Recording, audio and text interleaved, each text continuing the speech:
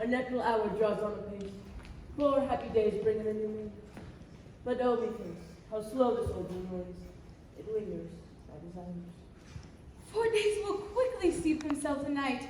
4 nights will quickly dream away the time. And then, the moon, like to a silver bow, new meant in heaven, shall behold the night of our solemnities. Go, Philostrate. Stir the Athenian youth up to merriment. Turn melancholy forth to funeral. Hippolyta, I wooed thee with my sword, and I won thy love doing thee injury. But I will wed thee in a different key, with pomp, with triumph, and with revelry.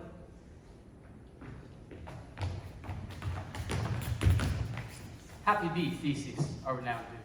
Thanks, good Aegis. What be the news with you? Full of vexation come I with complaint against my child, my daughter Hermia. Stand forth, Demetrius. My noble lord, this man hath my consent to marry her. Stand forth, Lysander, and my gracious duke, this man hath bewitched the bosom of my child. Thou Lysander, Thou hast my moonlight at her window sung, with feigning voice verses of feigning love, and stolen the impression of her fantasy with bracelets of thy hair, rings, gods, conceits. With cunning hast thou filched my daughter's heart, and turned her obedience, which is due to me, to stubborn harshness. And be it here before your grace, you will not consent to marry with Demetrius, I beg the ancient privilege of Athens. As she is mine, I may dispose of her, which shall either be to this gentleman, or to her death, according to our law immediately provided in the case. What say you, Hermia? Be advised, fair maid. To you, your father should be as a god, the one who composed your beauties, yea, the one to whom you are but a form in wax, by him imprinted and within his power, to leave the figure or disfigure it. Demetrius is a worthy gentleman. So is Lysander. In himself he is, but in this kind, wanting your father's voice, the other must be held the worthier. I would my father looked but with mine eyes. Rather your eyes with his judgment look. I do entreat your grace to pardon me. I know not by what power I am made bold, but I beseech that I may know the worst that may befall me in this case if I refuse to wed Demetrius. Either to die the death, or to abjure forever the society of men. Therefore, fair Hermia, question your desires, know of your youth, examine well your blood, whether, if you yield not to your father's choice, you can endure the livery of a nun. So will I grow, so live, so die, my lord. Ere will I yield my virgin patent up unto his lordship, whose unwishing yoke my soul consents not to give. Take time to pause, and by the next new moon, the sealing day betwixt my love and me, for everlasting bond of fellowship. On that day, either prepare to die for disobedience to your father's will, or else to wed Demetrius, as he would, or on Diana's altar to protest for austerity in single life. Relent, sweet Hermia. And Lysander, yield thy praise title to my certain right. You have her father's love, Demetrius. Let me have Hermia's. Do you marry him? Scornful Lysander, true he hath my love, and what is mine, my love shall render him, and she is mine, and all my right of her I do estate unto Demetrius. My lord, I am as well derived as he, as well possessed. My love is more than his, and which is more than all these boasts can be. I am beloved of beauteous Hermia. Why should I not then prosecute my right? Demetrius, I'll avouch it to his head, made love to Nadar's daughter Helena, and now she, sweet lady, devotedly dotes in idolatry upon this spotted and inconsistent man. I must confess, I had heard so much, and with Demetrius thought to speak thereof. For you, Hermia, look you arm yourself to fit your fancies to your father's will, or else the law of Athens yields you up to death or to a vow of single life. Come, Hippolyta. What cheer you? Demetrius, come along. I must employ you in some business against my nephew. With duty and desire, we follow.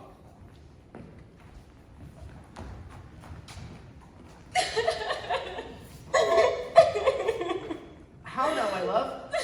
Why is your cheek so pale? How chance the roses there do fade so fast?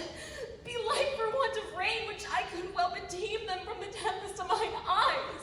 I mean, for aught that I could ever read, could ever hear by tale or history, the course of true love never did run smooth, but either it was different in blood, Don't hell! Don't cross too high to be enthralled to low! or it stood upon the choice of friends, Oh, how to choose love from another's eyes! or if there were sympathy and choice, poor death or sickness did lay siege to it. Then let us teach our trial patience, because it is a customary cross, as due to love and thoughts and dreams, wishes and tears, or fancy's followers. A good persuasion. Therefore, hear me, my Hermia.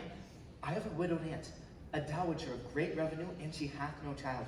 From Athens is her house remote 7 leagues. There may I marry thee, and to that place the sharp Athenian law cannot pursue us. If thou lovest me, steal forth from thy father's house tomorrow night, and in the wood, a league without the town, where I did meet thee once with Helena to do observe a morn of May, there will I stay for thee. Oh, my good Lysander, I swear to thee by Cupid's strongest bow, by his best arrow with the golden head, by all vows men ever broken, number more women ever spoke. In the same place thou hast appointed me, tomorrow truly will I meet thee. Keep promise, love. here comes Helena. Godspeed, fair Helena. Whither away? Call you me fair? Fair again, unsay. Demetrius loves your fair. Oh, happy fair. Your eyes are lodestars, your tongue sweet air, more tuneful than lark to shepherd's ear, when wheat is green, when hawthorn buds appear. Sickness is catching. Oh, were favor so. Yours would I catch, fair Hermia, ere I go. My ear would catch your voice, my eye your eye. My tongue would catch your tongue's sweet melody. Teach me how you look, and with what art you sway the motion of Demetrius' heart. I frown upon him, yet he loves me still. Oh, that your frowns could teach my smiles such skill. I give him curses, yet he gives me love. Oh, that my prayer could such affection move. The more I hate him, the more he follows me. The more I love, the more he hates me. His folly, Helena, is none of yours. Beauty. Oh, that fault were mine. Take comfort. He no more shall see my face. Lysander and myself will fly this place. Helen, to you our minds we will unfold. Tomorrow night, when Phoebe doth behold her silver visage in the watery glass, decking with liquid pearl the bladed grass, a time in lovers' flights doth still conceal, through Athens' gates that we devise to steal. And in the wood where often you and I upon faint primrose beds were wont to lie, emptying our bosoms of their counsel sweet, there my Lysander and myself shall meet. And thence from Athens turn away our eyes to seek new friends and strange companions. Farewell, sweet playfellow, pray thou for us, and good luck grant thee thy Demetrius. Keep word, Lysander, we must starve our sight from lovers' food till morrow deep midnight. I will, my Hermia. Helena, adieu. And as you on him, Demetrius dotes on you. Oh, how happy some or other some can be. Through Athens I am thought as fair as she. But what of that? Demetrius thinks not so. He do not know what all but him do know. And as he errs doting on Hermia's eyes, so am I, admiring of his qualities. Love looks not with the eyes, but with the mind, and therefore winged Cupid painted blind. For ere Demetrius looked on Hermia's eye, he hailed down oaths that he was only mine. And with this hail some heat from Hermia felt. So he dissolved, in showers of oaths did melt. I will go tell him of fair Hermia's flight, and to the wood will he tomorrow night pursue her. And for this intelligence, if I have any thanks, it is in dear expense. But herein mean I to enrich my pain, to have his sight thither and back again.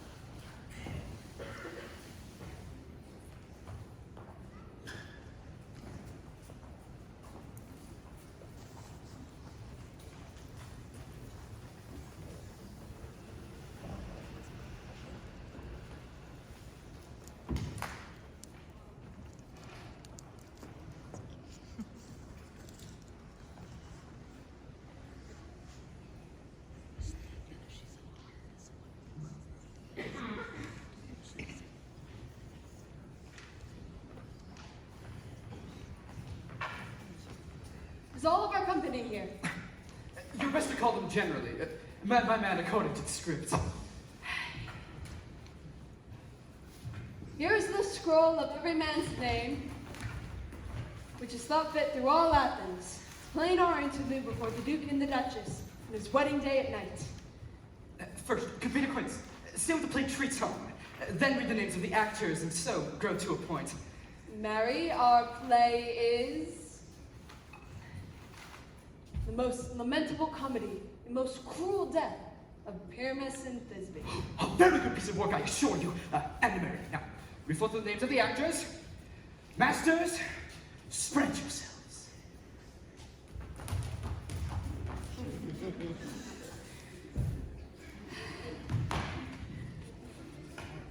Answer as I call you, Nick Bottom, the Weaver. Ready. Name what part I am for and proceed. You, Nick Bottom, are set down for Pyramus. What is Pyramus? A lover or a tyrant? A lover who kills himself most gallantly for love. That will ask some tears which before me. If I do it, let the audience look to their eyes. I will move storms. I will condole in some measures. Yet, to the rest, my chief humor is for a tyrant. I could play oracles rarely, or part the terror chasm. The raging rocks and shivering shores shall break the locks of prison gates, and fill this car shall shine from far, and make and mar the foolish fates.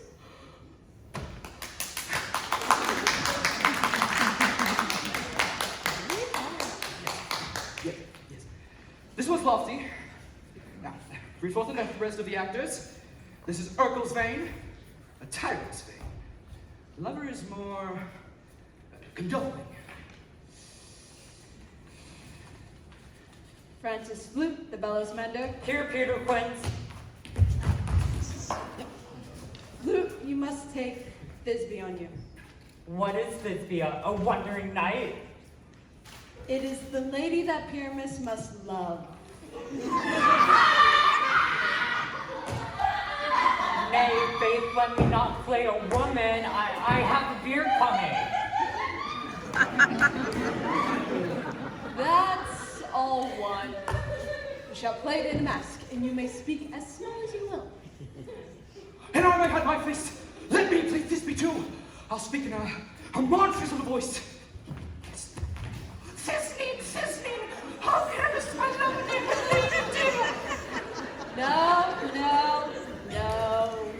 No. You must play Pyramus. Flute, you Thisbe. Well, proceed. Robin Starveling, the tailor.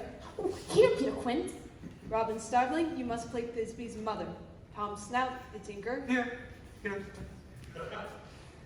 You must play Thisbe's father.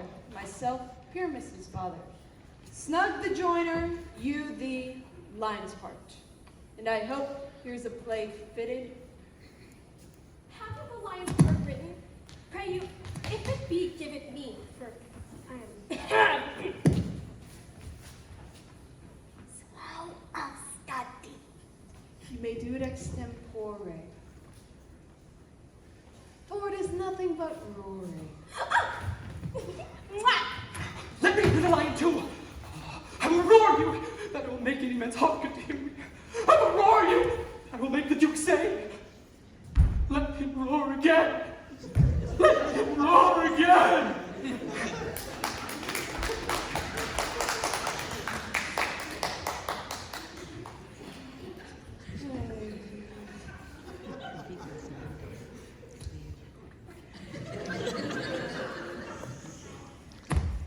If you should do it too terribly, you would frighten the Duchess and the ladies that they would shriek, and that were enough to hang us all. But I will aggravate my voice so that I will roar you as gently as any suckling dove. I will roar you, and 'twere any nightingale. You can play no part but Pyramus.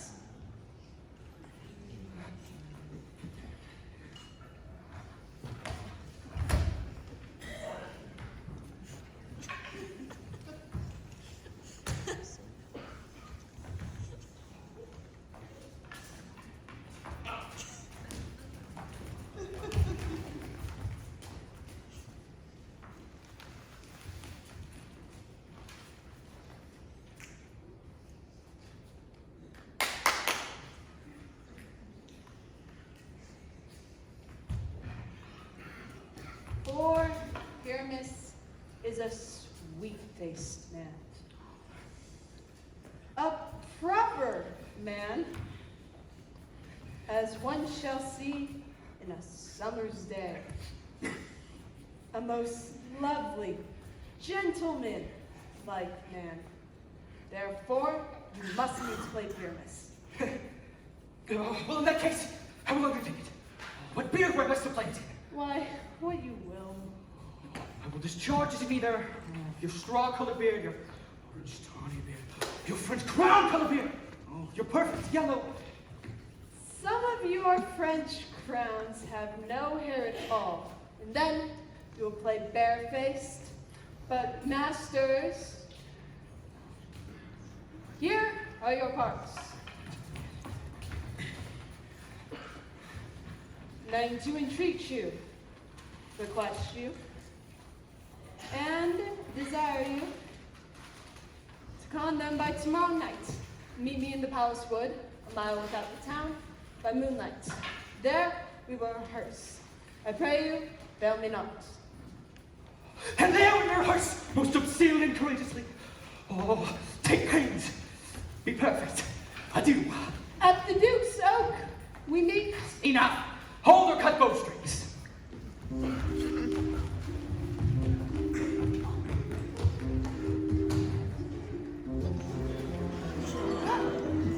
How now, spirit? Whither wander you? Over hill, over dale, through bush, through briar, over park, over pale, Through flood, through fire, I do wander everywhere, swifter than the moon's sphere, and I serve the fairy queen. to dew her orbs upon the green. I must go seek some dewdrops here, and hang a pearl in every cowslip's ear. Farewell, thou love of spirits, all be gone. Our queen and all her elves come here, anon. The king doth keep his revels here tonight. Take heed the queen come not within his sight. For Oberon is passing fell and wrath, and she, as to attendant, hath a lovely boy stolen from an Indian king. She never had so sweet a changeling, and jealous Oberon would have that child, knight of his train to trace the forest's wire. But she, perforce, withholds the loved boy, crowns with flowers, makes him all her joy. And now, they never do meet. In fountain clear, grove of green, spangled starlight sheen, but they do swear, and all their elves for fear creep into acorn cups and hide them there. Either I mistake your shape in making quite, or else you are that shrewd and knavish sprite called Robin Goodfellow. Are not you he that frights the maidens of the villagery? Thou speakest right. I am that merry wanderer of the night. I jest to Oberon and make him smile, when I, a fat and bean-fed horse beguile, neighing in the likeness of Millifol. Ooh, sometime the wisest ant telling the saddest tale. Sometime 3-foot stool she mistaketh me. Then I slip from her bum, down topple she. Oh, and Taylor cries as she falls into a cough. But room fairy, here comes Oberon. And here my mistress.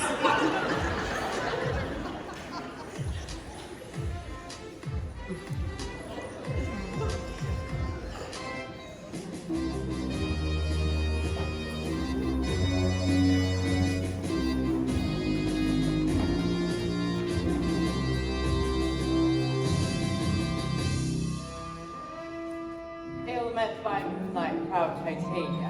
What? Jealous Oberon? Fairies, skip hence. I have forsworn his bed and company. Horror, rash wanton. Am not I thy lord? Then I must be thy lady. Why art thou here, come from the farthest step of India? But that, forsooth, the bouncing Amazon, your buskin mistress and warrior love, to Theseus must be wedded, and you come to give their bed joy and prosperity. How canst thou thus for shame, Titania, glance at my credit with Hippolyta, knowing I know thy love to Theseus? These are the forgeries of jealousy, and never, since the middle summer spring, met we on hill, in dale, forest, or mead. But with thy brawls thou hast disturbed our sport. Therefore the winds, piping to us in vain, as in revenge, have sucked up from the sea contagious fogs, which falling in the land have every petty river made so proud that they have overborne their continents. The fold stands empty in the drowned field, and crows are fatted with the Murrian flock. The human mortals want their winter cheer. No night is now with hammer carol blessed. Therefore, the moon, the governess of floods, pale in her anger, washes all the air that rheumatic diseases do abound. And through this distemperature, we see the seasons alter. The spring, summer, child in autumn, angry winter, change their wonted liveries, and the maze of the world by their increase now knows not which is which. And the same progeny of evils comes from our debate, from our dissension. We are their parents and origin. Do you amend it then? It lies in you. Why should Titania cross her Oberon? I do but beg a little changeling boy to be my henchman. Set your heart at rest. The fair land buys not the child of me. His mother was a votress of my order, and in the spice of Indian air by night, full often hath she gossiped by my side. But she being mortal, of that boy did die. And for her sake do I rear up her boy, and for her sake I will not part with him. How long within this wood intend you stay? Perchance till after Theseus' wedding day. If you will patiently dance in our round and see our moonlight revels, go with us. If not, shun me, and I will spare your haunts. Well, give me the boy and I will go with you. Not for thy fairy kingdom. Fairies away. We shall chide downright if I longer stay. Well, go thy way.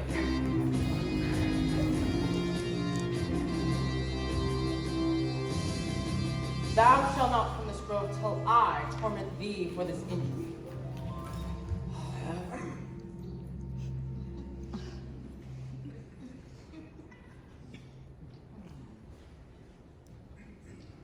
My gentle pup, come hither. Thou rememberest since once I sat upon a promontory and heard mermaid on dolphin's back, uttering such dulcet and harmonious breath, that the rude sea grew civil, and certain stars shot madly to hear the sea maid's music. I remember. Well, that very time I saw, but thou could not. Flying between the cold moon and the earth, was Cupid, all armed. A certain aim he took at a fair vessel, throned by the west. Yet marked I with hope that Cupid fell, it fell upon a little western flower. Before, milk white, now purple with love. Maidens call it love and idleness. Will fetch me this flower, the herb I showed thee once. The juices of it, of sleeping eyelid made, shall make or man or woman madly dote when the next living creature sees. I'll put a girdle on there within 40 minutes.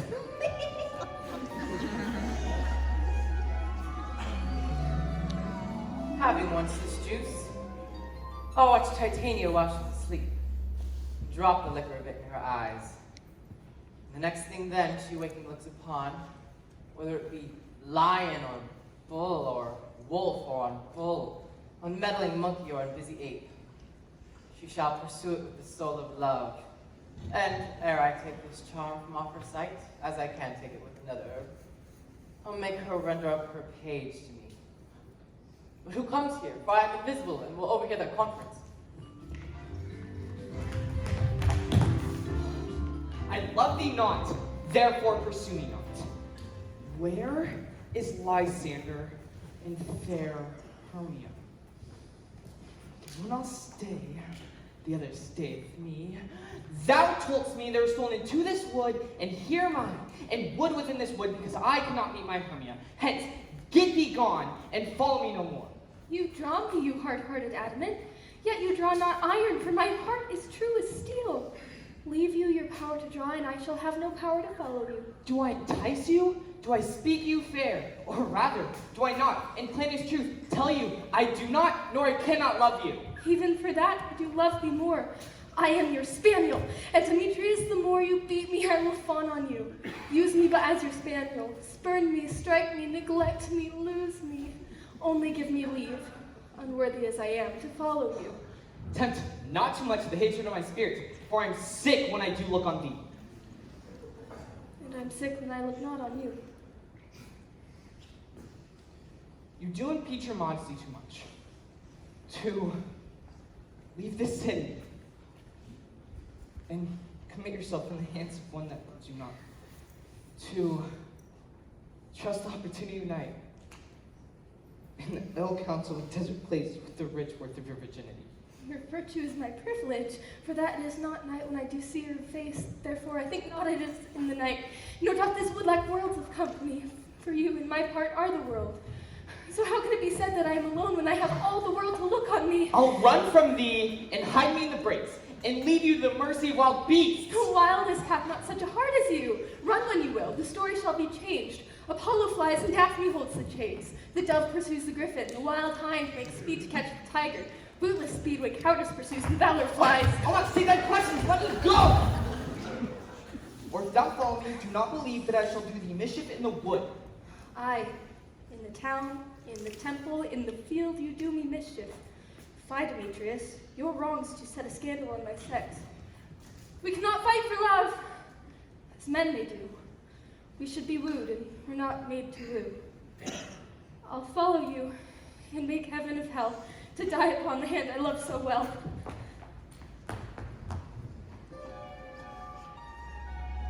Farewell thee, nymph. Ere we do leave this grove, thou shalt fly him, and he shall seek thy love.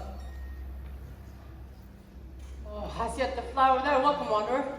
Aye, there it is. I pray thee, give it to me. I know a bank where the wild thyme blows, and where oxlips and the nodding violet grows, quite over canopied with luscious wood binding, with sweet musk roses and with eglantine. There sleeps Titania sometime of the night, lilied in these flowers with dances and delight. And having once the juice of this, I'll streak her eyes and make her full of hateful fantasies. Oh, but take thou some of it. Seek through this grove. A sweet Athenian lady is in love with a disdain for you. Anoint his eyes with it, but do it when the next thing he espies may be the lady. Thou shalt know the man by the Athenian garments he hath on. Affect it with such care that he may prove to be more fond of her than she upon her love. And look thou, meet me ere the fifth cock crow. Fear not, my lord. Your servant shall do so.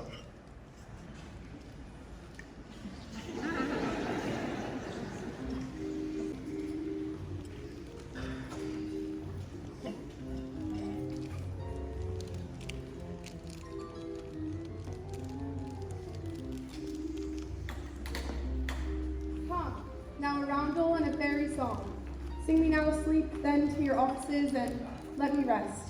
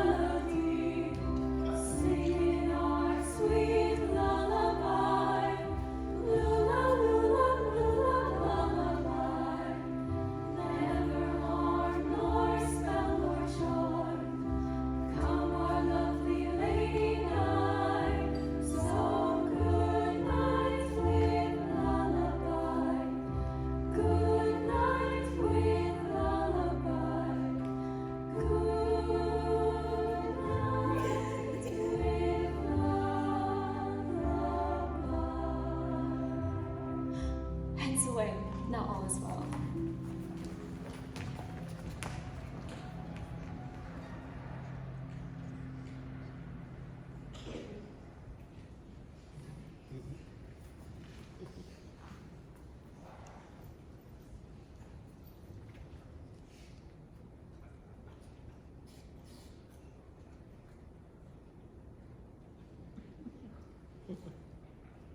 What thou seest when thou dost wake, do it for thy true love take. Love and languish for his sake, be it ounce or cat or bear. In thine eye it shall appear. When thou wakest, it will be thy dear. Wait when something vile is near.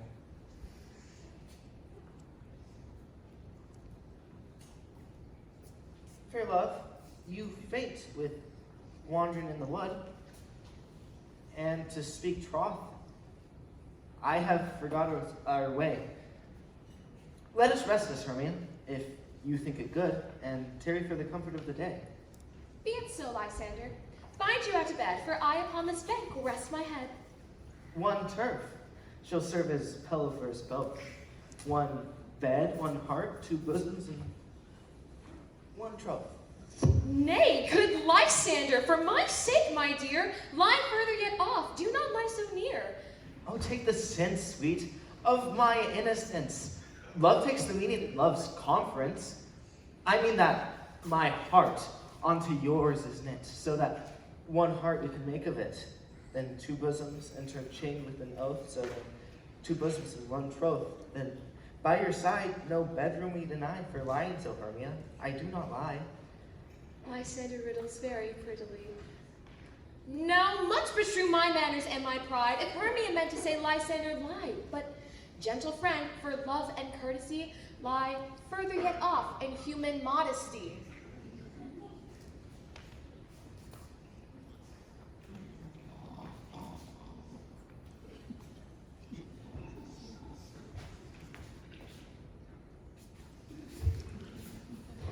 Such separation as may well be said becomes a virtuous bachelor and a maid. So far be distance, and good night, sweet friend. Thy love ne'er alter to thy sweet life end. Amen, amen to that fair prayer, say I. And in life when I in loyalty. Here's my bed, sleep give thee all his rest. With half that wish the wisher's eyes be pressed.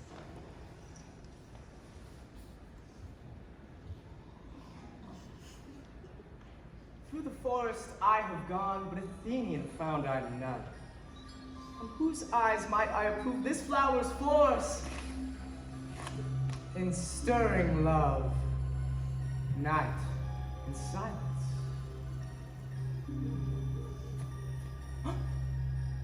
Who is here? Weeds of Athens he doth wear. This is he, my master saved. Oh, despise the Athenian maid. And here the maiden, sleeping sweet and sound on the dank and dirty ground. Pretty soul, she durst not lie to this lack love, this kill courtesy.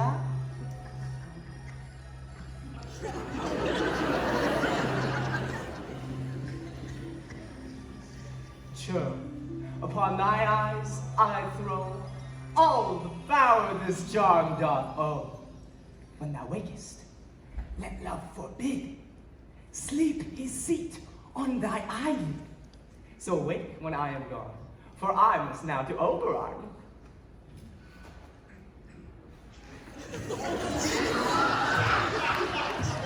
Stay, wilt thou kill me, sweet Demetrius? I charge thee, hence you not harm me thus. Wilt thou darkly leave me? Do not so. Stay on thy peril, I alone will go. For I am out of breath in this fond chase. The more my prayer, the less my grace. Happy is Hermia, wheresoe'er she lies, for she hath blessed and attractive eyes. How came her eyes so bright, not with salt tears? If so, my eyes are ofter washed than hers. No, no, I am ugly as a bear, for even wild beasts that meet me run for fear. But what is this? Lysander on the ground? Dead or asleep? I see no blood, no wound. Lysander, good sir, if you live, awake. And drunk through fire I will for thy sweet sake, transparent Helena, nature shows art, and that through thy bosom lets me see thy heart. Where is Demetrius? Oh, how fit a word that foul name is to perish on my sword. Do not say so, Lysander, say not so. What though he love your Hermia, Lord, what though? Yet Hermia still loves you, then be content. Content with Hermia? No, I do repent the tedious minutes that with her I have spent. Not Hermia, but Helena I love, who would not change a raven for a dove. The will of man is by his reason swayed, and reason says, You are the worthier maiden, and touching now the point of human skill, reason becomes the marshal to my will, and leads me to your eyes, where I overlook low stories written in love's richest books. Wherefore was I to this keen mockery born? When at your hands did I deserve this scorn? Is not enough, good man, that I did not, nor not never can, deserve the sweet look from Demetrius' eye. But you must flout my unsufficient sight? Good troth you do me wrong, good sooth you do, in such disdainful manner me to woo. But fare ye well, perforce I must confess, I thought you a lord of more true gentleness. From that of a woman that one man refused, should that of another therefore be abused. She sees not Hermia. Hermia, sleep thou there, and never mayest thou come to sin near. For surfeit of the sweetest things, the deepest loathing to the stomach brings. Of all be hated, but the most of me. And all my powers address your love and might, to honor Helen and to be her knight.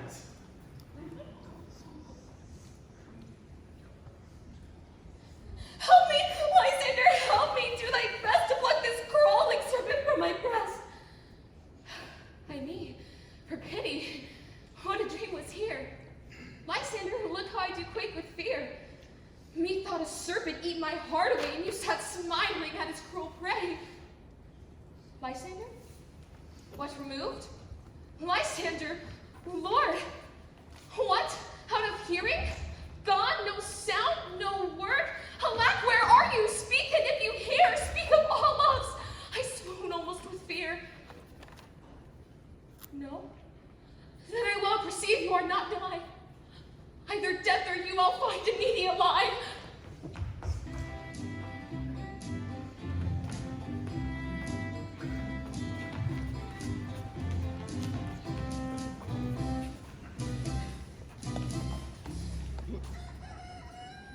Are we all met? Pat, pat. And here's a marvelous, convenient place for our rehearsal. The screen plot shall be our stage. This hawthorn brake, our tiring house. We will do it in action, we will do it before the Duke. Peter Quince, What sayest thou, Bullybop? there are things in this comedy of Pyramus and Thisbe that will never please. First, Pyramus must draw a sword to kill himself. Which lady cannot abide. How answer you that? Arlington, a perilous fear. I believe you must leave the killing out. When all is done, of course. Not a whit. I have advice to make on. Write me a prologue, and let the prologue seem to say that we will do no harm with our swords, and that, Pyramus is not killed indeed. And for the more better assurance, tell them that I, Pyramus, am not Pyramus, but Bottom the Weaver. Oh, this will put them out of fear. Well, we will have such a prologue. But there's two hard things. That is, to bring the moonlight into a chamber, for Pyramus and Thisbe did meet by moonlight. Don't the moon shine that night we play our play? A calendar! A calendar! Look at the almanac! Find out moonshine!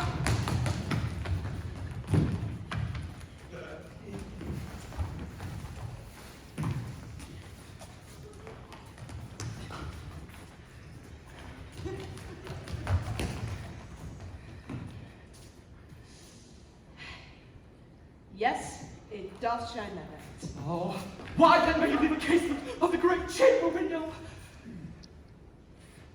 Where we play? Open! Let the moon shine in at the casement. Aye, or else one must come in with a bush of thorns and a lantern, and say he comes to disfigure, or to present, the person of moonshine. Then there's another thing. We must have a wall in the great chamber, for Pyramus and Thisbe did talk through the chink of a wall. Oh, you can never bring in a wall. What say you, Bob?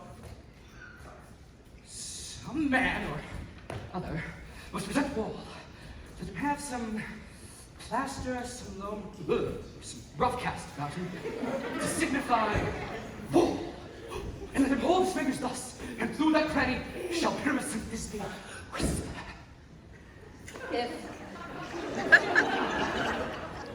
If that may be, then all is well. Come, sit down, every mother's son. Rehearse your parts. Pyramus, you begin. When you have spoken your speech, enter into that break. So every man according to his gear.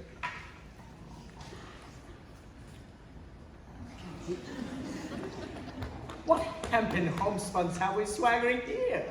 So near the cradle of the fairy queen. What's a play towards? Ooh, I'll be an auditor, an actor too, if I see cause. Speak, Pyramus. This we stand for. Tis me, the flowers of odious savor sweet. Odorous. Odorous. Odorous savor sweet. So pop that breath, my dearest Tisby dear. But hark a voice. Stay thou but here a while, and by I will to thee appear. A stranger Pyramus than ever played here. Must I speak now? Aye, marry must you. For you must understand he goes but to see a noise that he heard, and is to come again.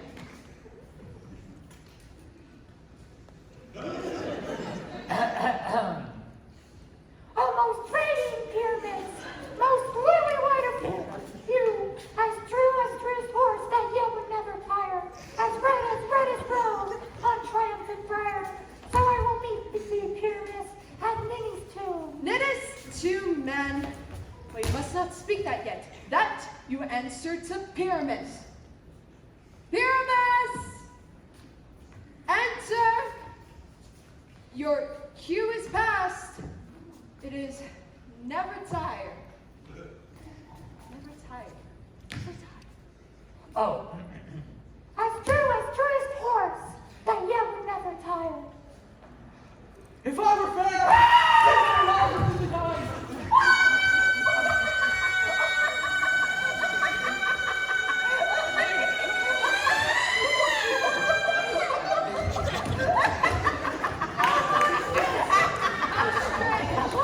We are haunted. Pray masters! Pray masters!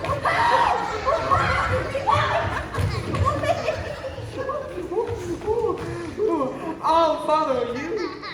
You about around, through bog, through bush, through brake, through briar. Sometime a horse song, sometime a hound, a hog, and this bear, fire, and neigh, and grunt, and bark, and roar like hog, horse, bear, fire at every turn. Why do they run? Is this a navy attempt to make me afraid? Oh, father? Thou art changed. What do I see on me?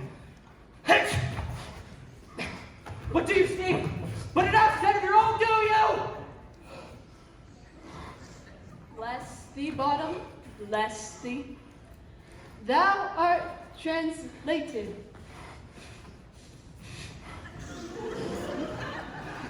I see their knavery. Is to make an ass of me. But I will not stir from this place. I will sing to show that I am not afraid. They also cock, so black of hue, with orange tonic. The throstle, with his notes so true, the wren's little quill.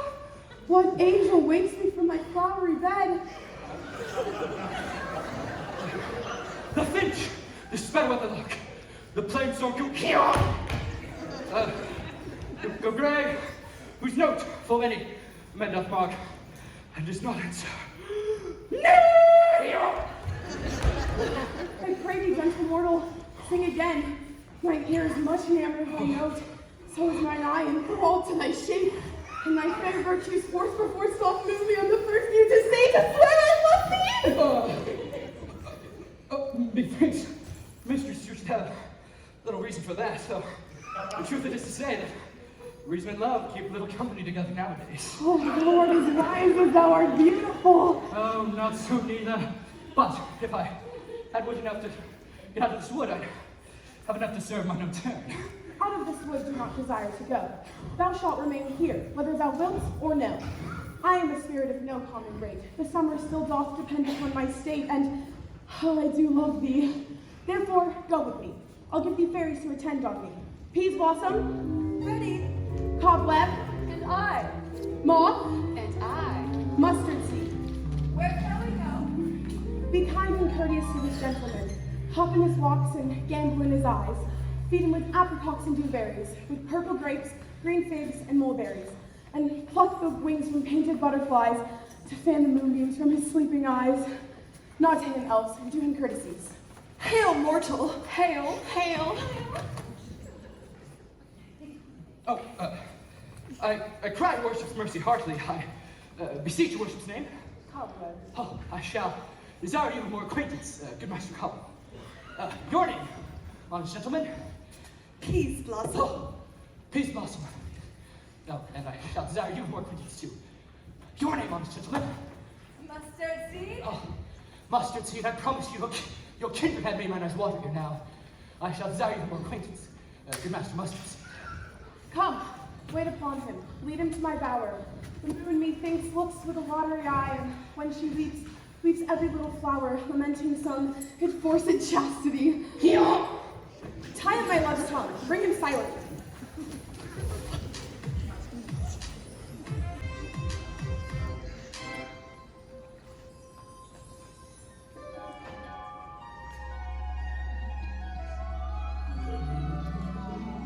I wonder if Titania be awake yet. Ah, here comes my messenger now. How now, mad spirit? What night will now about this haunted grove? My mistress, with the monsters in love, near to her close and consecrated bower, while she was in her dull and sleeping hour. A crew of patches, rude mechanicals that work for bread upon Athenian stalls, were met together to rehearse a play intended for great Theseus's nuptial day, when the shallowest thick skin of that barren sort who Pyramus presented in his sport forsook his scene and entered in a break. When I did him at this advantage take, an ass's knoll I fixed upon his head.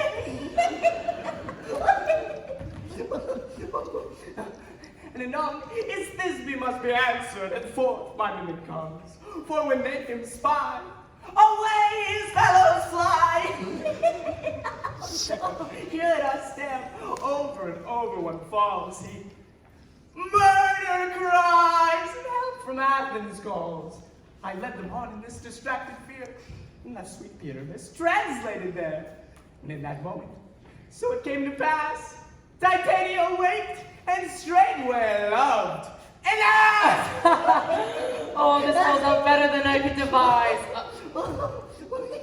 But hast thou yet latched the Athenians' eyes with the love just as I did with thee do? I took him sleeping. That is finished too. And the Athenian lady by his side, so that of force she must be eyed. Oh, well, stand aside. This be the same Athenian. This the woman, but not this the man. Oh, why rebuke you him that loves you so? Lay breast so bitter and your bitter foe. Am I the chide that I should use thee worse? For thou, I fear, hast given me cause to curse. If thou hast slain Lysander in his sleep, being or shoes in blood, plunged in the deep, and kill me too, it cannot be that thou hast murdered him. So should a murderer look so dead, so grim. So should the murdered look, and so should I, pierced to the heart with your stern cruelty.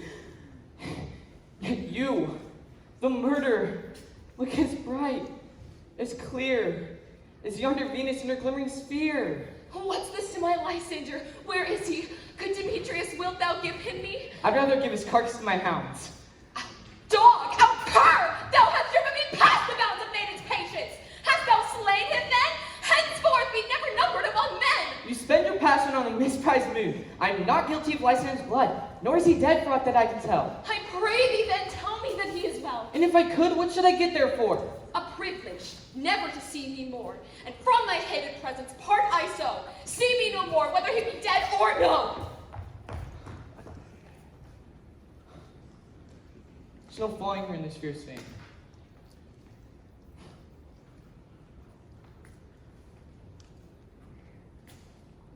Here, therefore for a while, I will remain. What hast thou done? Thou hast mistaken us quite. Thou hast laid the luggage on some true love sight. Go about the wood, swifter than the wind. Helen of Athens, look thou find. By some illusion bring her here. I'll charm his eyes against she do appear. I go! Look how I go, swifter than the arrow from a Tartar's bow.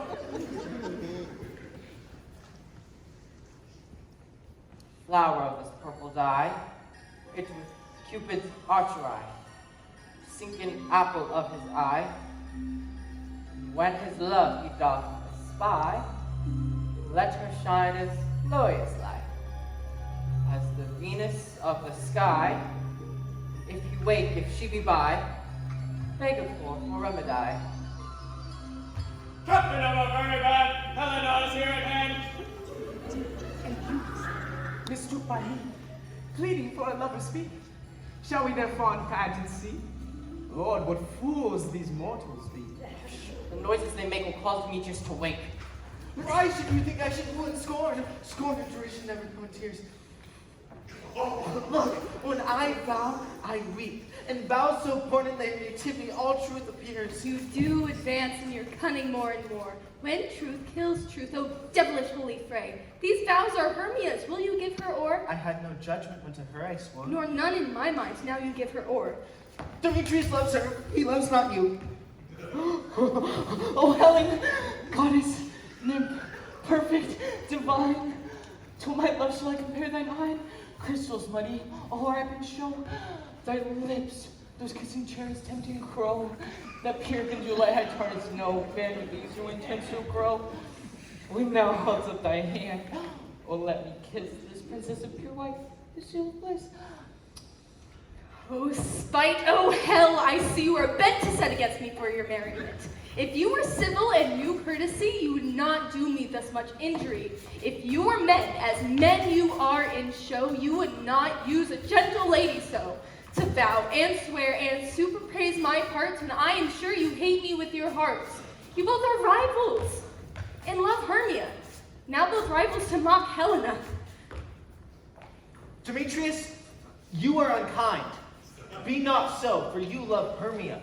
This you know, and this I know. And here, with all goodwill, with all my heart, and Hermia's love, I yield you up my part. And yours, Helen, to me bequeath, whom I do love and will do till my death. Never did mockers waste such idle breath. Lysander, keep thy Hermia, I will none. If ere I loved her, all that love is gone. My heart to her has guessed my sojourn, and now to Helen is a home returned, there to remain. Helena, it is not so. Thou art not by mine eye, Lysander proud! My ear, I think it brought me to thy sound. But why unkindly didst thou leave me so? Why should he stay whom love doth press to go? What love could press Lysander from my side? Lysander's love, that would not let him bide. Helena, who more gilds the night than all you fiery O's and eyes of light, why seekest thou me? Could not this make thee know the hate I bear thee made me leave thee so? You speak not as you think, it cannot be. Lo, she is one of this confederacy. Now I perceive that they have conjoined all three to fashion this false sport in spite of me. Injurious Helena, most ungrateful maid, have you conspired, have you with these contrived to bait me in this foul derision? Is all the counsel we two have spent, the sisters' vows, the hours we have spent when we have chid the hasty-footed time before parting us? Oh, is it all forgot? All school days friendship, childhood innocence? And will you rent our ancient love asunder to join with men? In scorning your poor friend, it is not friendly, it is not maidenly.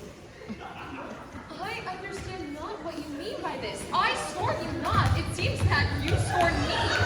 Have you not said, Lysander, as in scorn to follow me and praise mine eyes and face, and made your other love, Demetrius, who just but now has spurned me with his foot to call me precious, celestial, perfect, divine, goddess, nymph? Wherefore he speaks this darker thing, and wherefore doth Lysander deny me so rich within his soul? I understand not what you mean by this. I persevere, counterfeit sadness, make mouths upon upon me and I turn my back, wink at each other, hold sweet jest up. If you have any pity, grace, or manners, you would not make me such an argument. But fare ye well, 'tis partly mine own fault, which death or absence shall soon remedy. Stay gentle, fair Helena. Hear my excuse. My love, my life, my soul, fair Helena. Oh, excellent. Sweet, do not scorn her so. Helen, I love thee by my life, I do. I swear by that, for which I will lose for thee, to prove him false that says I love thee not. I say I love thee more than you can do. If thou say so, then withdraw and prove it too. Quick, come. Lysander, where to tend all this? Hang off, thou cat, thou fur vile thing let loose, or I will shake thee from me like a serpent. Why have you grown so rude? What change is this, sweet love? Thy love? Out, tawny Tartar, out! Out, loathed medicine, oh hated potion, hence! Do you not jest? Yes, sooth, and so do you. Demetrius, I will keep my word with thee. I would I had your bond, for I perceive a weak bond holds you. I'll not trust your word. What? Should I hurt her? Strike her? Kill her dead? Although I hate her, I will not harm her so. What? Can you do me greater harm than hate? Hate me, wherefore? Oh me, what news, my love? Am I not Hermia? Are you not Lysander? I am as fair now as I was erewhile. Since night you loved me, and since night you left me in earnest, shall I say?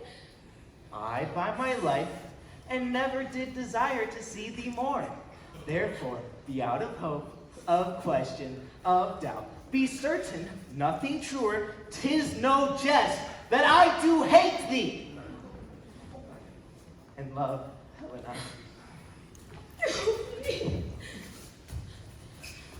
You, juggler! You, caper blossom! You thief of love! What, have you come by night and stolen my love's heart from him? Fine, ill faith, have you no modesty, no maiden shame, no touch of bashfulness? What, will you rip impatient answers from my gentle tongue? Fie, you counterfeit, you puppet, you. Puppet? Why, some! I let way goes the game. No, I perceive that she has made comparison between our statures.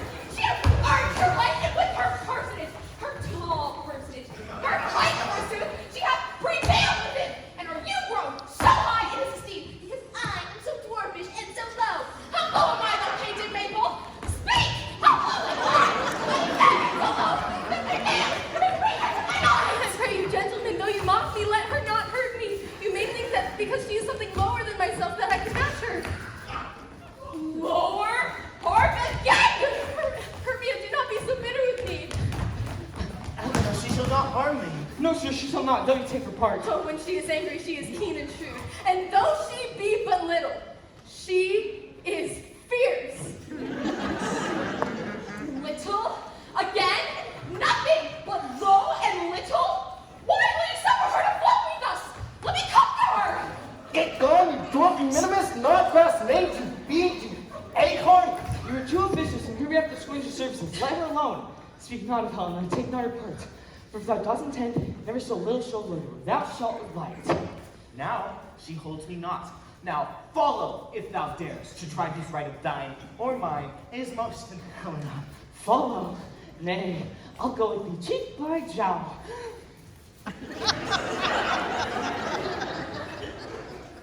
You, mistress, all this coil is long of you. I will not trust you, I, nor longer stay in your cursed company. Your hands than mine are quicker for the fray, but longer are my legs, however, to run away.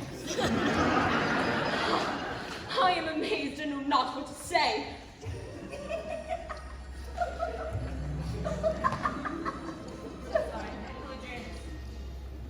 Still thou mistakest, or else committed these neighbors No.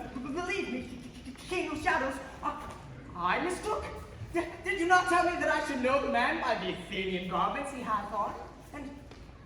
And thus so far blooms provers my enterprise, that I am anointed an Athenian size.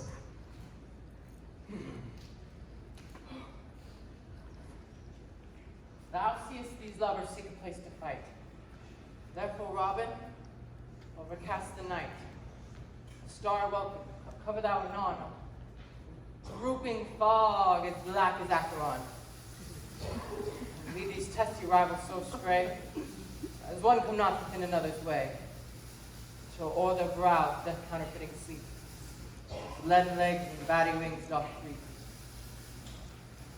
And crush this herb into Lysander's eye, whose liquor has such virtuous property, to take all error with thence from his might, to make his eyeballs roll with wanted sight. And whilst I this affair do thee employ, fall to my queen and beg her Indian boy. And then when I take her charmed eye release, from monster's view all things shall be peace. Up and down. Up and down. I will lead them up and down. I am feared and feel the town. I will lead them up and down. Here comes one. Where art thou, proud Demetrius? Speak thou now. Thou coward! Why comest thou not? Where art thou? I will be with thee straight. Follow my voice to plainer ground. Lysander, speak again. Thou run away, thou coward, art thou fled? Speak! In some bush, where dost thou hide thy head? Thou coward! Art thou bragging to the stars? Killing bushes that thou look'st for war, and wilt not come. Come, recreant, come, thou child, I'll whip thee with a rod. Yeah? Art thou there? Follow my voice. We'll try no manhood here.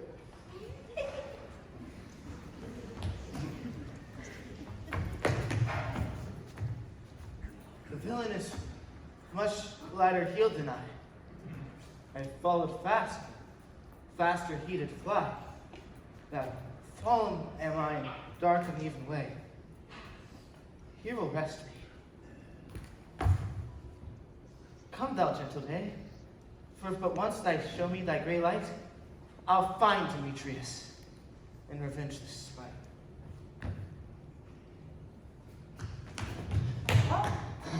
Ho!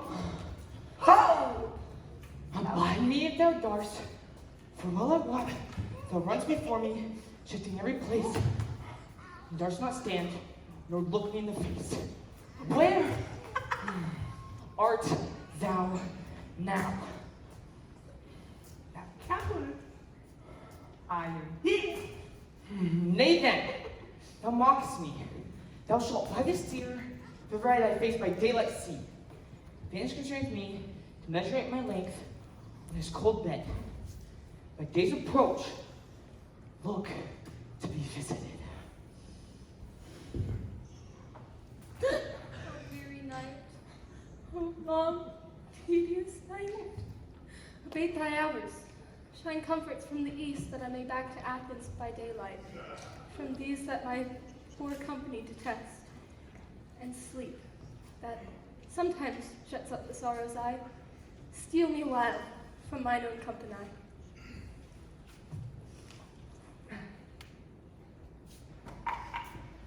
Yet three. Come one more, two of each kind makes up four. Ah, there she is, cursed and sad. Cupid is a knavish lad, thus to make poor females mad. Never so weary, never so in woe. Bedabbled by dew and torn with the briars. I can no further crawl, no further go. My legs can keep no pace with my desires. Here I will rest me until the break of day. Heaven shield Lysander if they mean a fray.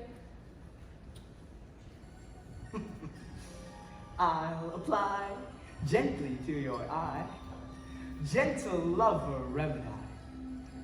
When thou wakest, thou takest true delight in the sight of thy former lady's eye. And the country proverb known, that every man shall have his own. Jack shall have Jill, naught shall go ill, the man shall have his mare again, and all shall be well.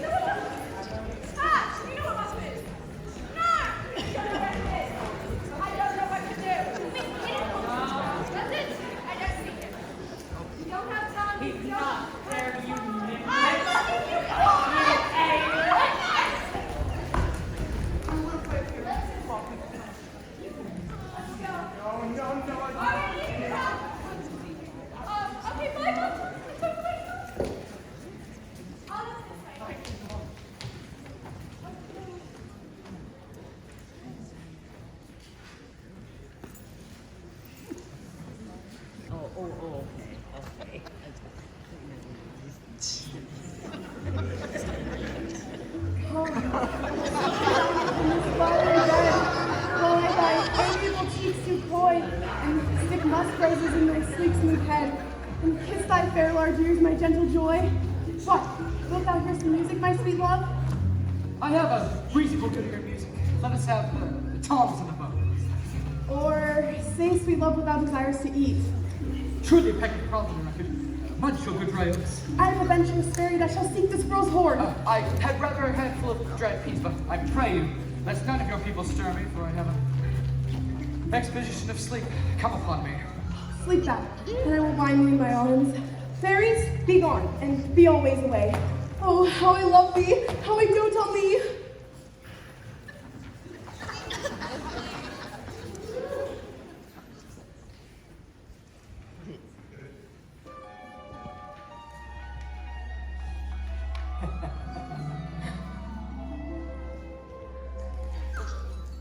Welcome, good Robin.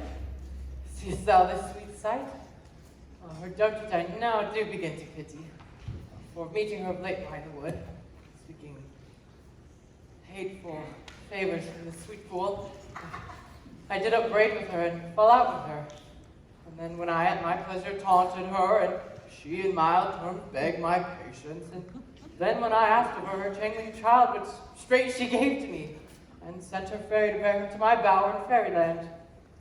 And now I have the boy.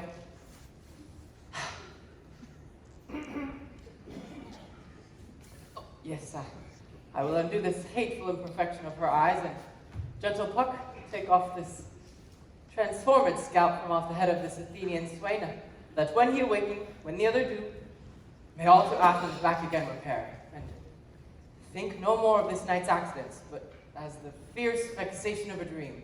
But first I will release the fairy from you.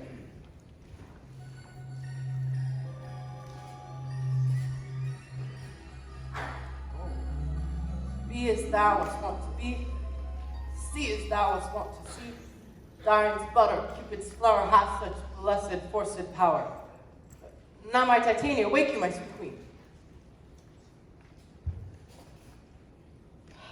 My Oberon, what visions have I seen? Methought I was enamored of an ass. Well, there lies your love.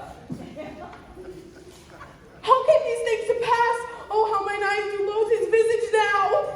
Silence a while. Robin, take off his head. Titania, music call, and strike more dead than the common sleep of all these five descents. Music ho, music such as charm asleep. Now, with thine own fool's eyes, dog, big mouth! Now thou and I are empty, and will tomorrow night solemnly dance into Theseus' house triumphantly. And bless it to all fair prosperity. And there the two pairs of faithful lovers be, wedded with Theseus, all in jollity.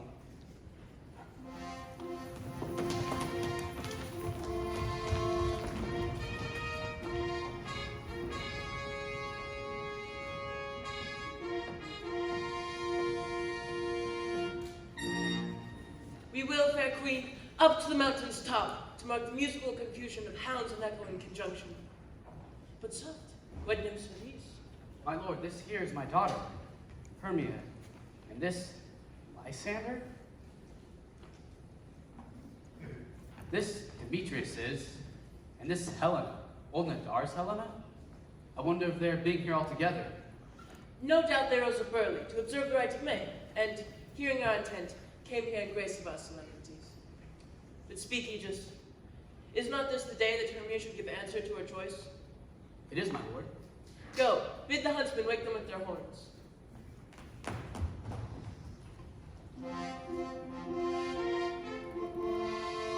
Good morrow, friends. St. Valentine's is past. Begin these wood birds but to couple now. Pardon, my lord. I pray you all, stand up. I know you two are rival enemies. How come this gentle concord in the world, that hatred should be so far from jealousy, to sleep by hate and fear no enmity? My lord, I shall reply amazedly, half sleep, half wake, but as yet I cannot say how I came here. But as I think, for truth would I speak, I came with Hermia hither. Our intent was to be gone from Athens where... Enough. Lord, you have enough. I beg the law upon his head. They would have stolen away. They would have, Demetrius, hereby to defeat you and me. You of your wife, me of my consent that she should be your wife. My lord, fair Helen told me their stealth, this their purpose hither to this wood, and I in fury hither followed them. Fair Helen fancy following me. But, my good lord, I wot not by what power, but by some power it is. My love to Hermia melted as snow. Seems me now is a remembrance of our God, which in my childhood I did dote upon. And all the faith, the virtue of my heart, the pleasure, and the object of mine eyes, only Helena. To her, my lord, was I betrothed ere I saw Hermia. Lovers, you are fortunately met. Of this discourse we more will hear anon. Aegis, I will overbear your will.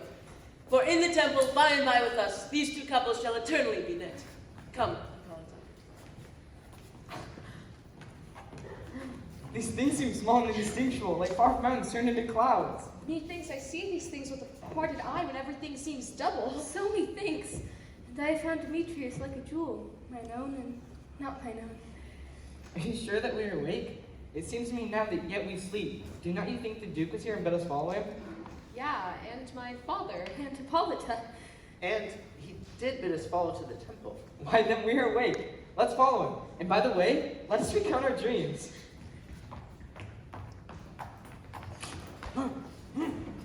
When my cue comes, call me, and I will answer. My next is most fair Pyramus. Hi-ho. Peter Quince. Flute the bellows mender. Snout the tinker. Starveling.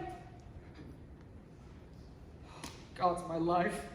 Stolen hence and left me here asleep. I've had a most rare vision. I've had a dream. Pass which man to say what dream it was. Methought I was... No man can say what. But methought I was, and methought I had. But man is a patched fool if he say what methought I had.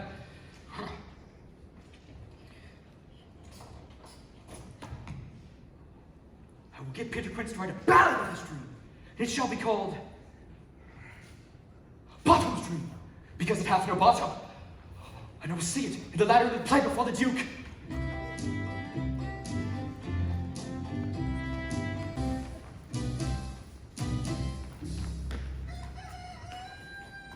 Have you sent to Bottom's house? Is he come home yet? He cannot be heard of out of doubt that he's been transported. If he come not, then the play is marred. It goes not forward, doth it? It's not possible. You have not a man in all Athens able to discharge Pyramus but he. Where are these lads? Where are these hearts? Masters, I have to discourse wonders. Oh, but ask me not what, for if I tell you I am no true Athenian. Oh, not a whit. I will tell you it all as it fell out. Let us hear, sweet Bottom. All that I will say is that the Duke hath died. Get your apparel together, yes. Good strings to your ribbons, good strings to your beards, new ribbons to your pumps.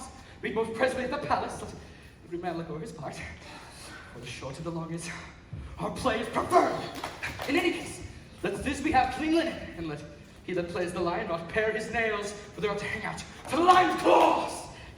And most, dear actors, eat no onions nor garlic, for we are to utter sweet breath, and I am to hear them say 'tis a sweet comedy. No more words. Away. Away, away!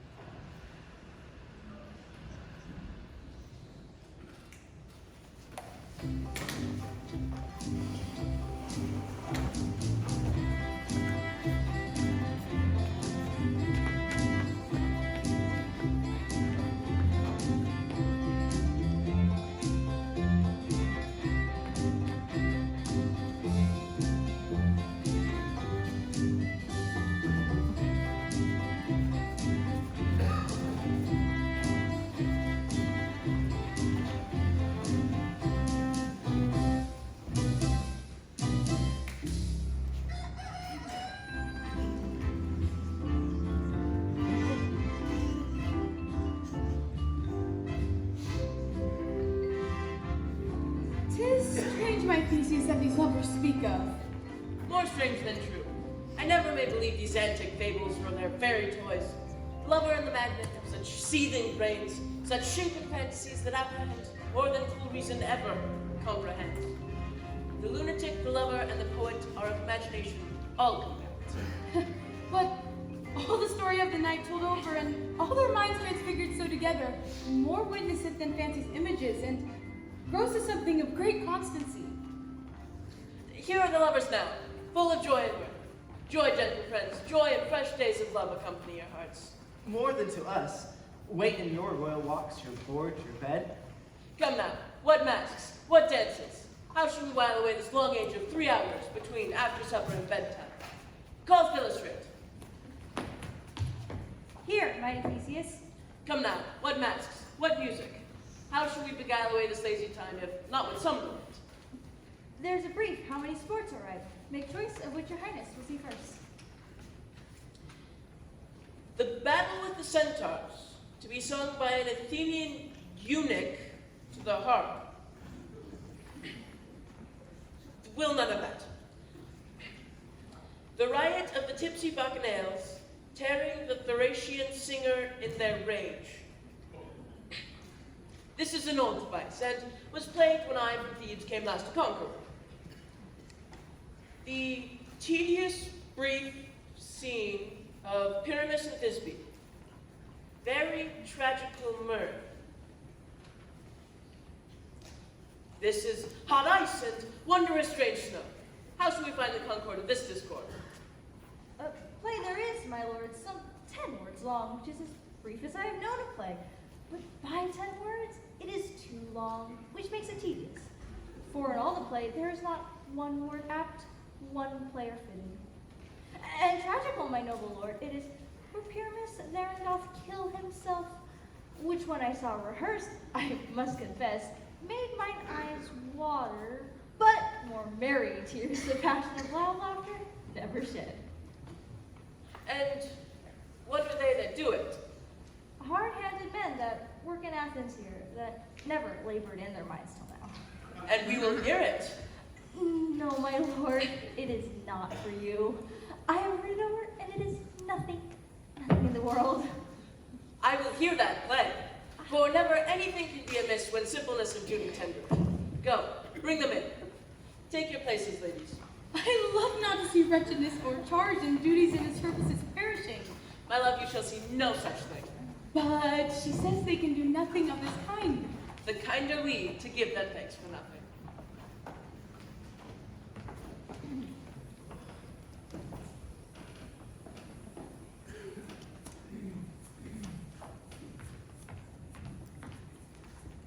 So please your grace, the prologue is addressed. Let him approach.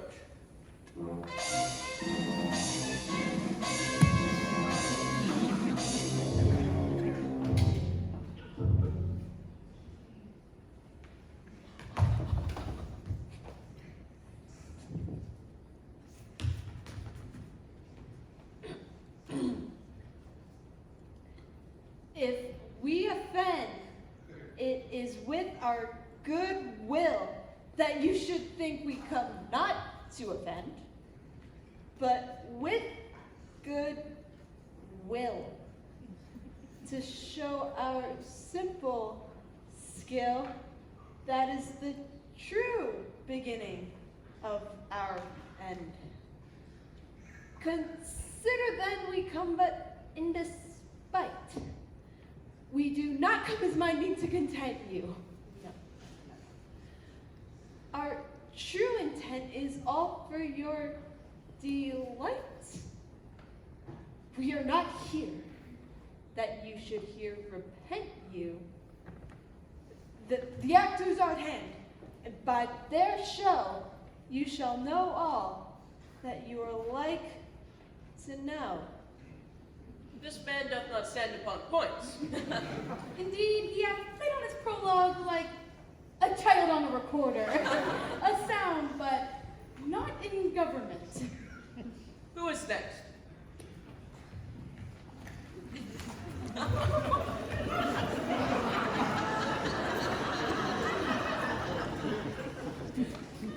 Gentles, perchance you wonder at this show, but wonder on till the truth make all things plain. This man is Pyramus, if you would know.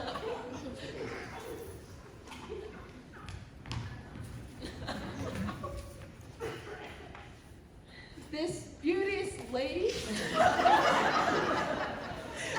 Thisbe is certain. This man with Lyman rough cast off present wall. That wild wall through which did these lovers sunder, and through walls chink.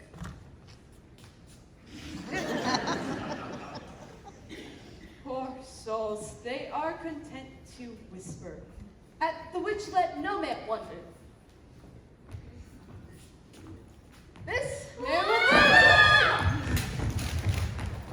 dog and bush of thorn presented moonshine.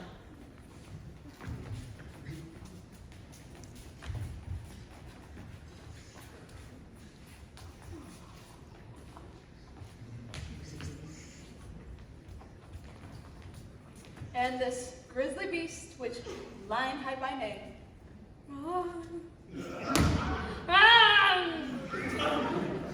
I wonder if the lion be to speak. No wonder, my lord. One lion may, but many asses do.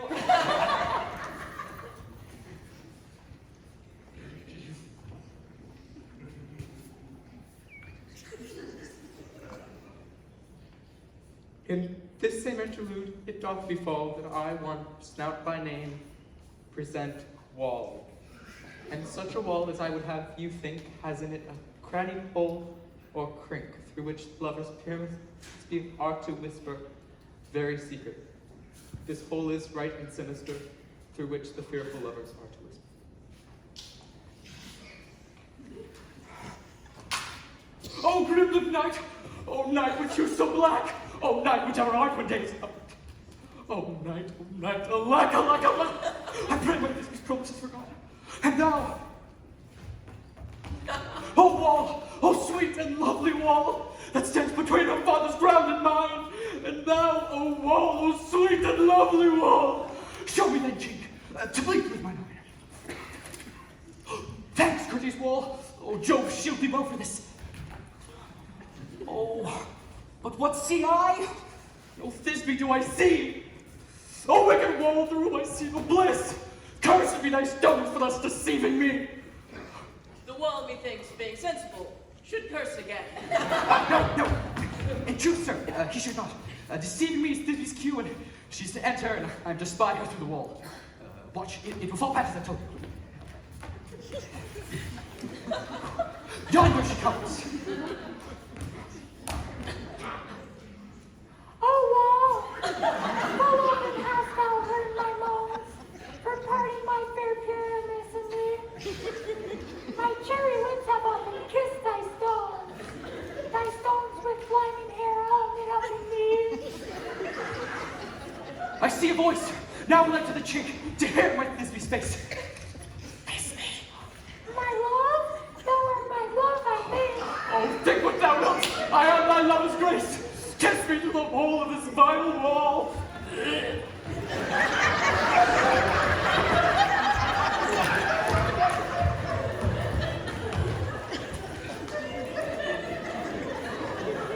I kiss the lost wall, not your lips at all. Wilt thou at this tomb meet me straight away? I life take death, I come without delay. Thus have I wall discharged my part, and doth away wall go. This is the silliest stuff that ever I heard. The best in this kind are but shadows, and the worst no worse, if imagination amended. It must be your imagination then, and not theirs. Here come in two noble beasts, a man and a lion. You ladies, you, whose gentle hearts do fear, when lion run thy wildest race doth roar, then know that I, one snag in the joiner, am a lion fell. For if I should, as lion, come and strife into this place, 'twere pitching my life. This lanthorn doth horn moon present. He should have worn the horns on his head. This lanthorn doth horn moon present. Myself the man in the moon. This is the greatest error of all the rest. The man should be put into the lanthorn. How is it else the man in the moon? I am aweary of this moon. Would he would change. It appears by his small act of discretion that he is in the way. But yet, in all courtesy, in all reason, we must take it. Proceed, Moon. Look, all I have to say is to tell you that the lanthorn represents the moon, myself, the man in the moon, this thorn bush, my thorn bush, this dog, my dog.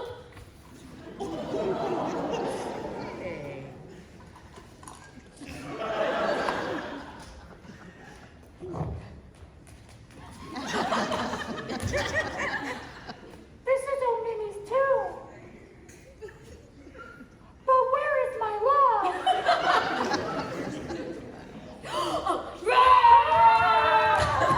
Well worn, lion. Well run, this be.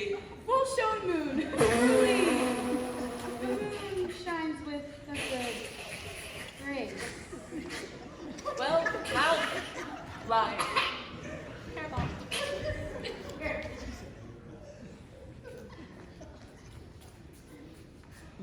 Oh, Moon! I thank thee for thy sunny beams.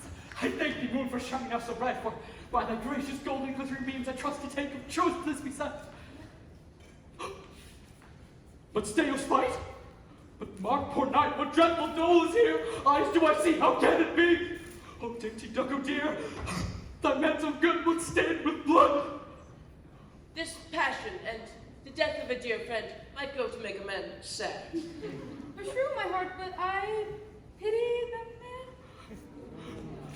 Oh, wherefore nature didst thou lion's frame? For lion's vile hath deflowered, my dear, which is, no, which was the fairest dame that lived, that loved, that liked with cheer.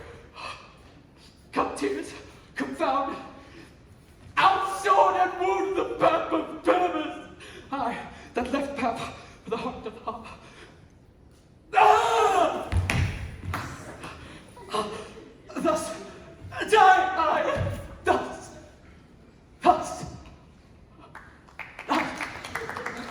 My soul is in this gallery.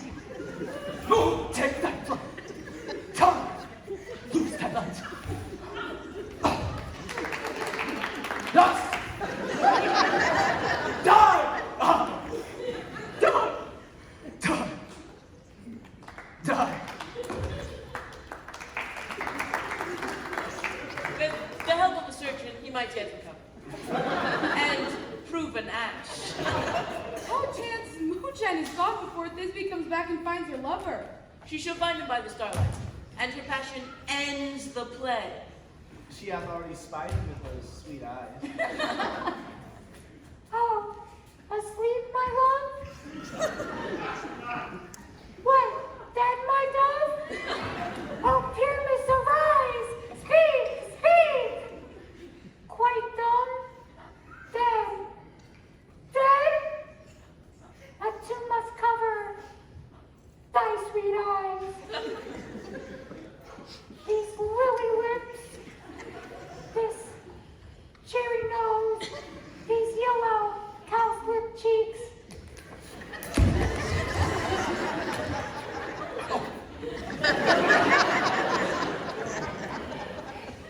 Are gone!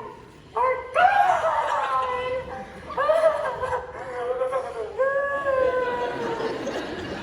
Waters make moan. His eyes were green as leaves. Tongue, not a word. So come, trusty sword. Come, blade, my breast and brew. And farewell, friends. Thus, this be ends. Adieu. Adieu. Adieu.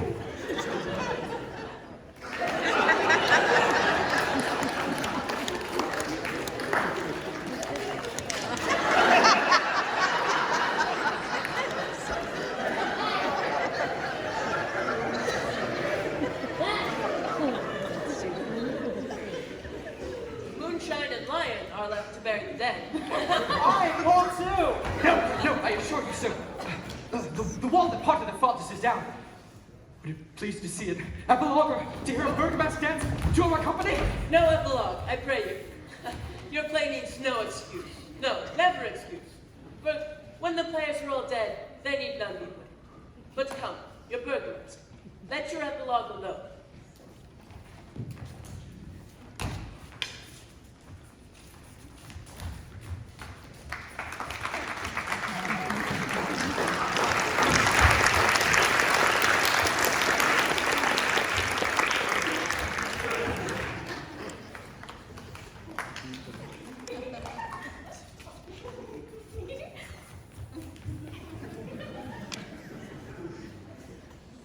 The iron tongue of midnight hath told 12.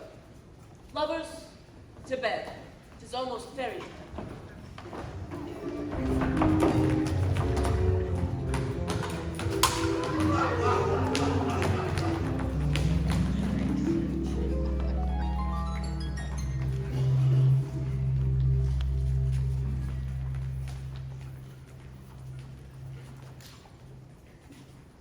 Through the house, gives glimmering light.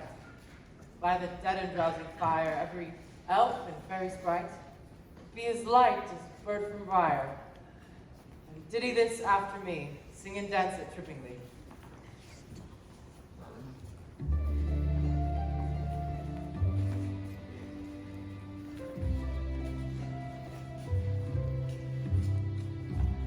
Now until the break of day, through this house each fairy strays to the best bride that will be. Wish my eyes shall bless it be, and the issue there create, ever be fortunate. So shall all the couples three, ever true in loving thee. So shall all the couples three, ever true in loving thee.